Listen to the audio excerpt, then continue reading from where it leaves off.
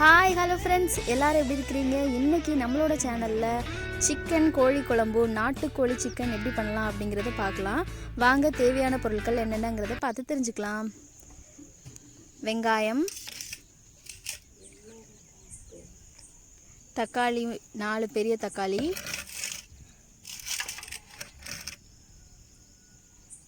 ரெண்டு உருளைக்கிழங்கு,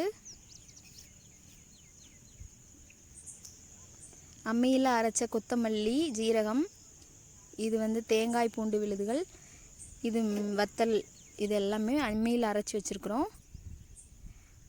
அதுக்கப்புறம் கொத்தமல்லி தலையும் கருவேப்பிலையும் வச்சுருக்குறோம். வாங்க இப்போது ஸ்டார்ட் பண்ணலாம். அடுப்பு நல்லா காய வச்சாச்சு. நம்ம மண் அடுப்பில் தான் வச்சுருக்குறோம். கடாயில் இப்போ எண்ணெய் ஊற்றிக்கலாம். இப்போ தான் ஃபஸ்ட் டைம் என்னோடய வீடியோவை பார்த்தீங்கன்னா எண்ணெய் நல்லா சூடாகிடுச்சு. இப்போ ஜீரகம் சேர்த்துருக்குறோம். நாங்கள் கடுகு சேர்க்கல. வெங்காயத்தை ஆட் பண்ணிக்கலாம்.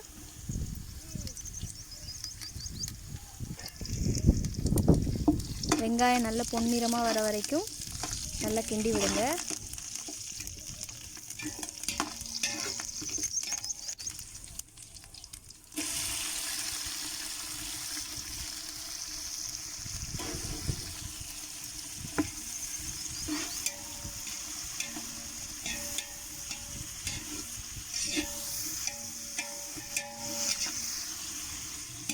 இப்போ கொஞ்சம் கருவேப்பிலை சேர்த்துக்கலாம்.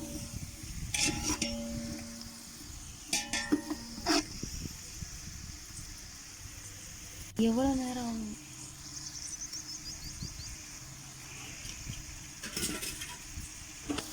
இப்போ சின்னதாக கட் பண்ணி வச்சுருக்கிற தக்காளியை ஆட் பண்ணிக்கலாம். இதுவுமே நல்லா எண்ணெயிலேயே வேகிற வரைக்கும் நல்லா வெயிட் பண்ணலாம்.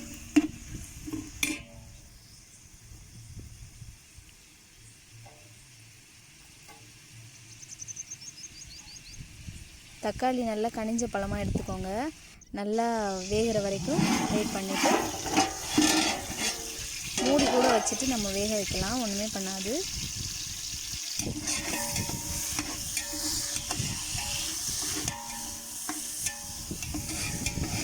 இப்போ நான் மூடி வச்சு வேக வைக்க போகிறோம். இப்போ பாருங்கள், முன்னாடி விட நல்லா கொஞ்சம் வெந்து வந்துடுச்சு. எண்ணெயிலே இது வெந்தால் தான் நல்லா டேஸ்ட்டாக இருக்கும் சிக்கன் குழம்புக்கு.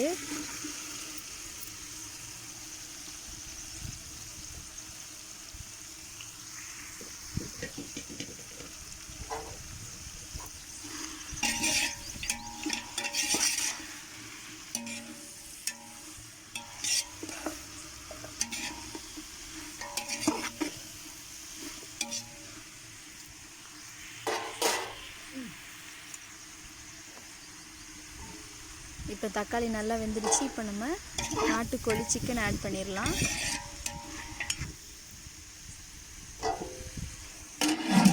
ஆட் பண்ணி தண்ணிலாம் எதுவுமே சேர்க்காமல் நல்லா கிண்டி விடணும்.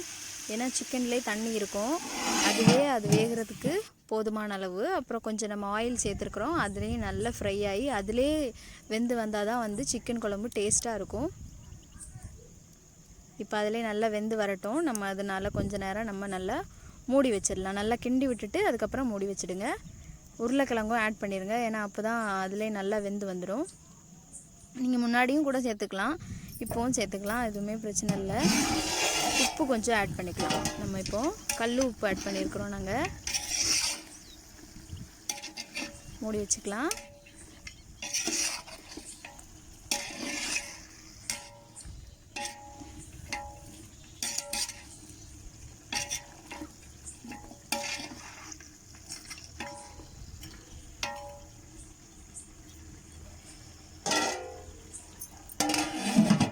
இப்போ வாங்க திறந்து பார்க்கலாம்.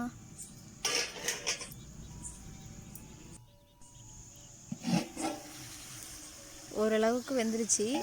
இன்னும் கொஞ்சம் வேகணும். நல்லா கிண்டி விட்டுடுங்க.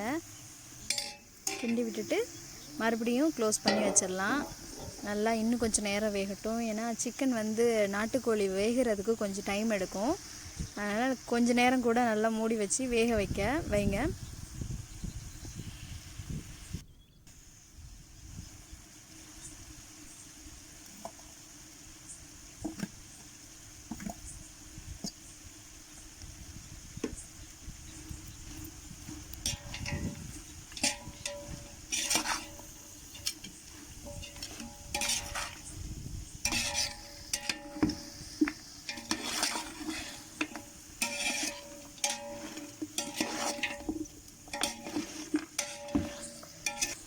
இஞ்சி பூண்டு விழுது சேர்த்துக்கலாம்.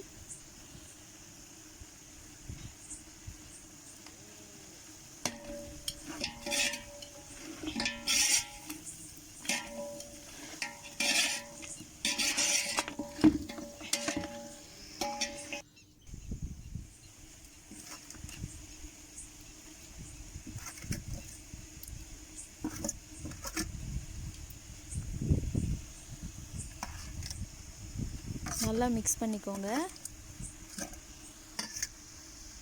இது வந்து பட்டை வகை அந்த பொடி ரெடி பண்ணி வச்சுருக்குறோம், அது சேர்த்துக்கிறோம். இதுவும் நல்லா மிக்ஸ் பண்ணி வச்சுக்கோங்க.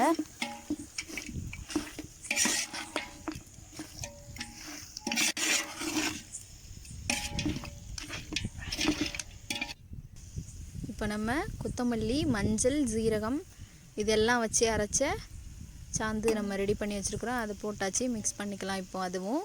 அதுக்கப்புறம் வத்தல்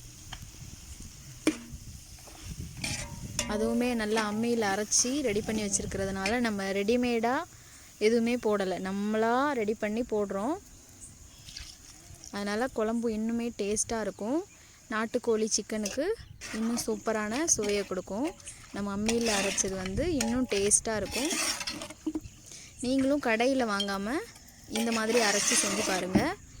தேங்காயும் வெங்காயமும் அரைச்ச விழுது இதுவும் சேர்த்துக்கலாம். சிலவங்க தேங்காய் போட மாட்டாங்க, போடலைனாலும் டேஸ்ட்டாக தான் இருக்கும். உங்களுக்கு வேணும்னா போட்டுக்கலாம், அல்லனா வேண்டாம்.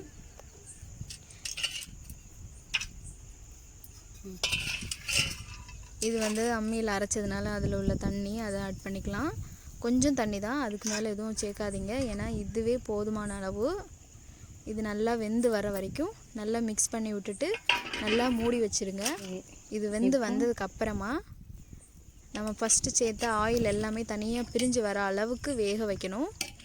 இப்போ பாருங்கள், இப்போ நல்லா தெரியுது பாருங்கள், ஆயில் எல்லாம் தனியாக பிரிஞ்சு வந்துடுச்சு. இப்போ நல்லா நமக்கு சிக்கன் வெந்துடுச்சு.